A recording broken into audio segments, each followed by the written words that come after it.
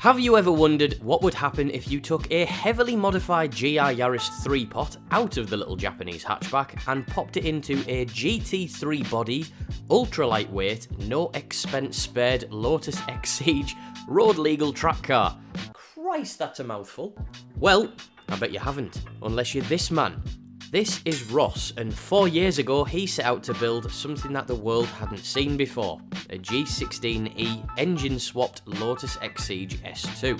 The engine is far from standard, and the Exige, as well as it now being fitted with the same bodywork once adorned by 𝙁𝘼𝘾𝙀𝘽𝙊𝙆 actual Red Bull racing car, has undergone a serious diet, thanks to Ross's incredible dedication to weight saving. This is a build which I just had to go and see for myself, so without further ado, let's get into it.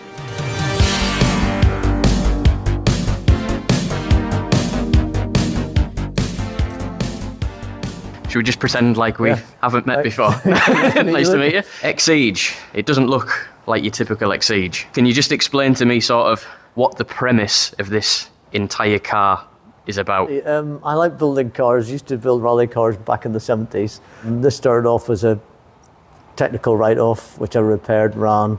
So then the concept GT3 orange one, tried to acquire that, wouldn't let me. So we started to build our own bodywork off photographs, then managed to buy a set of clams. So we got that up and running as a GT3 bodywork, standard 2ZZ engine, 190 brake. Slowly over time, uprated suspension, brakes, involved with Simon McBeath and 𝙁𝘼𝘾𝙀𝘽𝙊𝙆 who did the wings. Simon helped us design, and we built the carbon splitter. We can talk about that later when we take the clam off. And then we realised I needed more power. 190 brake horsepower was not doing the business. And so thought about a Honda A20 engine, thought about the Audi, thought about the Ford, and thought, well, no, didn't like any of those options. Wasn't very happy about them. The 2ZZ I thought was quite an expensive engine to tune. And one day I had my GR Yaris in for an oil check before I did a track day, and the engine bay up with this, and the tape measure came out. Yeah. I thought, it's designed for it. It's a Toyota engine, so I'm keeping sort of the ethos going. Sort of talked to people, Dell at DJ Engineering, been really helpful. Done a lot of the work on it, done a lot of the install for me.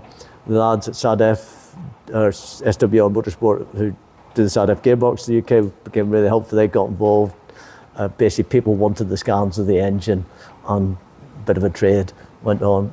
So we got a SADF 7-speed sequential with limited slip diff, geared for 155. The engine then, through a friend of a friend, ended up with DJR Performace down in Wales. It's been blocked. Or the deck's been blocked, the block's been decked. We've forged pistons. The engine's now good for 700 brake, but we've set it up for around about 450, 500. Safe. Well, safe's a relative term. Yeah, there's a lot of weight saving going on here. If we just take off this top clam, well, not top clam, this section up here. This is currently a butt we're building to give us a lighter weight, lightweight engine cover, but also with the Series 2 vents, or sorry, Series 1 vents, so we get better airflow out of the engine bay. Okay, you could buy Reverie, but it's 2,500.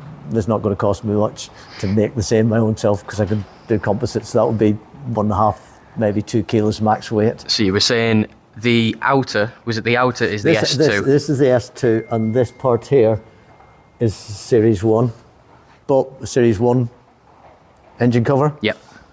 Took a mould off it, of what I wanted, took a mould off what I wanted the Series 2, and I put the two together. So I actually got the original moulds lying in there. I just basically 2 bits, joined them, tweaked them, and now we're final fairing stages before we'd actually take a mould off this again to be able to produce like ultra lightweight carbon versions. You were saying it's going to be 300 gram carbon skin foam. 300 gram carbon skin, all vacuum bagged. And how much weight are we saving just off this one piece alone, do you think, roughly? Well, if you pick up that, I think the white one up there's, I think that's 7 or 8 kilos, so we're trying to get down to 1.5. Right, yeah, so that's a huge saving just on that, Yeah, we've changed the roof for a roof that I got second hand, and again, there's a good 10 kilos left out of that. Doors are carbon fibre, more kilos. Glass, everything stripped out of the door other than the lock and the hinge. Probably another 15 kilos, maybe more out of the two doors. I haven't been actually measuring it till we get on the weight. Yeah. The clams are semi-carbon, so they're lighter already. I've stripped the total interior out, so there's no dash, nothing in there that is unnecessary. Again, weight saving. Mark 1 handbrake assembly. One handbrake assembly. Looked at the original Mark II, but it was too, so got Mark 1 and just tidied it up and modified it a wee bit, because all I need is a handbrake. Yeah, you've got a set of probably the lightest seats that I've ever picked up. They are Pro Comps. I've never heard of them, but they are seriously light. They're about 2.4 kilos, and there's upholstery on them. Yeah. They are seriously light. It's crackers. It's crackers. You've got to put a frame on it underneath it weighs as much as the seat. Yeah. Another thing that you've done is put this on hinges, which is... Yes, this is a BOE hinges. So if you give me a few minutes, I've got to take the roof off. Yep. Well, if the thing was just taped on the wing just to do it, I'll get the bits and we'll get her apart for you. That's fine, yeah. I've just asked Ross there what he was going to do for the bracing for the enormous 2 metre wide rear wing. And you see behind that's the air system for the gear change. Yeah. But you see there's a structural strut. Yes. Underneath the wing, straight down, and that goes down onto the chassis. Yeah. So it allows me to not have a fixed pillar all the way through, but you can put all your weight on that. That's great, yeah. With no flex, so it's structurally sound. Yeah. A lot of them put structure right the way down to the chassis. Yeah. Which is very nice, but then makes it messier. It's awkward to lift the clam off. Yeah. And order the BOE clam. That's 18mm wild composite foam, weighs nothing. Yeah.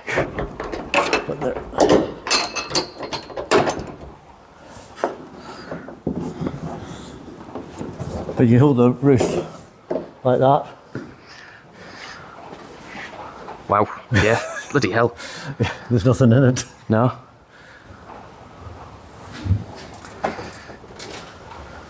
And there we go. So we have in here is a tuned GR Yaris engine. Capable of 700, aiming for around 455. Yeah. There's a charge cooler, care of Pro Alloy. Pro Alloy did all the waterworks for me. The charge cooler sits here, charge cooler radiator up front, pump through, keeps the density of the air cool. We've got an exhaust system to go in, that will be in by AS down in Newburn, some local guys. They built the Motorsport cage to joint spec for what we wanted. Yeah. Hence the reason why the dash had come out to allow us to take the legs right down forward so it didn't intrude on the access. Yeah. Normally they come down here and block your access, and yeah, they didn't want that. I wanted something right in, out of my eye of sight as well. So boys at AS designed, built in its full Motorsport spec T20 or T45 aluminium. They're not exactly easy to get in either without anything getting in the way. So yeah. And then you see your wheels with the Geartronic shift, dash, V-box for recording, data recording. Try and teach myself how to learn better. And we've got a 7-speed sequential. 7-speed sequential. Going in, yeah. So that'll work off the flappy paddles. Yeah. Driven by the Geartronic system. Ohlins all the way around, springs and shocks. Quite like the Ohlins. There's a quality of workmanship from DJ Motorsport. Plenum chamber, mounts, drive shafts, equal length drive shafts. So she's mid-mounted. Yeah. So we don't have unequal lengths. Very, very nice. Kempford cams, bigger turbo on it. Extra fuel injectors in there as well. There's the Pro Alloy fuel tank in it as well. Their competition swirl tank and pump. Have we had to do anything to sort of extend any wheelbases for this rear clam, or? The wheels are magnesium alloy. They're 10.5 inch wide rear rims, 9 inch fronts. Yeah. And there's a wee 10mm spacer just to bring it off the bodywork a wee bit. Yeah. We haven't adjusted the wishbones or anything, because a lot of the race cars just use the magnesium alloy wheels and did the offset to get around I suppose, a building a whole new wishbone. Yeah, that makes sense. Some of the GT3s did make a wider track using longer wishbones. Yeah. I thought that was a bit excessive. After everything. I don't think it might happen in future, but yeah. It's a work of art to get everything in the back of there. It is a stunning swap. Oh, it's the work by DJ Motorsports are beautiful. It's just, they got it in, did all the three, it was all done 3D CAD CAM. Got it in, went, no, we don't think that looks right, redid everything. Yeah. They've also designed and built a dry sump system for the GR Yaris. There's Kempford out in Australia will sell you a dry sump, but you've got to buy the whole engine. Yeah. DJ will do the dry sump straight to you. And that's an issue because there is a bit of an oil surge problem on the GR Yaris's on track. They tend to put an extra half litre of oil in it to allow for oil surge. Yeah. Again, it's a work of art. Yeah, it is. Yeah, I mean, you're ahead of the curve with this, really, because I think with the GR Yaris only being, 4 years old, yeah. These are going to become more popular. And it's just hard to come up because it's the first one that I've seen. But I know it's the first one. Yeah. First. But I don't think it's going to be the last one. No. I know Dell's been asked, could he put one in using the standard gearbox and just blank off the GR Yaris box, which would be it would make it much more simple and low cost. Yeah. Because the gearbox is relatively cheap.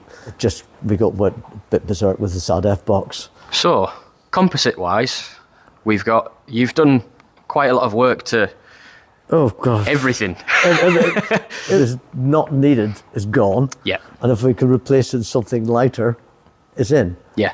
Lots of times, like the bulkhead is aluminium because it's as strong as light as composite. There's times that aluminium, there's no advantage of putting a composite bulkhead in. Yeah. You end up with weight. So we have sort of carbon doors. They were doors. picked up second hand. The front clam is it's a bit heavier. Again, there's some black stuff hidden inside. Again, Öhlins, triple bypass radiator, draw through as opposed to push through. Yep. Charge cooler underneath it. This is carbon composite splitter designed with Simon McBeath. You can see the edge of the big diffusers in underneath here, but they took quite a bit of bodywork to cut this all back to allow it to put the size of the diffuser in, and then open up this to allow more air through the airbox. Yeah. Because we kept the original cast structure, but this splitter goes right the way back into the chassis. Yeah. So you can actually more or less stand on it. I'm not sure if I mentioned it on video earlier on, but these aren't exactly a heavy car to begin with. No, it was around about 790, 800. Right. With fuel in it. All right, okie doke. And I'm aiming to get under 700. Under 700, but your mates have got bets on you. My mates have got bets that I might manage to beat that. Yeah. Especially with the sort of seeing what I've done to the doors and the dash and everything else. If you don't need it, it's out. Yeah, because what were you saying about the doors? You think you've shaved maybe about 15 kilos? Was it just off one? Or? I think it's about 15 kilos off the pair with loss of the glass, loss of all the metal work, yep. Other than the crash structure that's inside. The weight themselves, the doors, if it's not needed, it's come out. Even as sad as to take out the heater box, strip out the air conditioning bit of it, strip out everything else, weigh it, and find out actually the standard heater setup is actually lighter than a competition one you buy off the internet. So the standard one went back in again. Yeah. The time I'd finished taking the unnecessary parts off. It's kind of all a bit like that. You can see that it's got tandem master cylinder breakup with full adjustment from the dash. That's again BOE from America. It's a nice system, not cheap, but it is a nice system. Well, it's kind of turned into a bit of a no expense spared project, hasn't it? But I think it's definitely going to be worth it. I've been lucky. People have, a lot of people helped out. A lot of parts have been sourced second hand, but it's taken time to find the parts I wanted, just sitting waiting. Yeah. How long have we taken to get it up to this point? Well, from when I originally bought the car, it was probably about 18 years ago. Then I'd several years out because we moved house to where we are now, built this workshop, lived in a caravan for several years, nothing happened in the car, and then this has been re-going again about maybe 4 years since we started started running again. Yeah. And it sat for 9 years just on its wheels. You mentioned that you wanted to buy the GT3. The original orange one, yeah. The original one, yeah. I'll put some pictures up on screen. If you haven't seen it before, it's an absolute masterpiece. Yeah. How do you go about sourcing? Because I can't imagine that these are an off-the-shelf part. Sourcing GT3. Bodywork. No, originally I bought another front rear clam. My son is a yacht designer, boat builder, and while I was uni, he and I started to build a whole lot, mock it all up from scratch using foam and just cutting and shunting, using photographs to give us the size, the dimension. And we got most of the bodywork there ready to sort of, we're thinking, right, finish it, get it paired up, make a mould. And then it came across that a company down south at Duxford Park had a set of front and rear GT3 clams for sale. So I went down. The rear one is off the 𝙁𝘍𝙊𝙆𝙆 Racecar. You can see the Red Bull blue in underneath. Oh, yeah. So the front one as well. And at the same time, they turned around and said, would you like some wheels? I said, yeah. And these were all brand new magnesium alloys. And I said, I only need 4. He said, I've got 6. You're buying 6 wheels, not 4. And I have tried to find of buying new ones, but they're horrendously expensive to give Certainly me. Are, yeah. Another front, another rear would be really nice to give me 2 sets of rims. Yeah. I think they're a Japanese make. I can check out what they are, but they're seriously light. Yeah. The tires are about twice the width of the rim. Yeah. Why am I putting rubber on it? Hopefully then, Ross, this isn't the last time we see this car. It'd be quite nice to see it maybe turning on, maybe on the road one day. Well, but the plan is to make a road legal. Yeah, so it's going away for wiring very soon. Yeah. And it'll be away for a couple of months. I guess a couple of months. It's got to go back down to DJ Motorsport in Chapel-on-the-Frith to get the last of the engine installed, completed. Then it goes from there down to Wales to get the wiring loom built.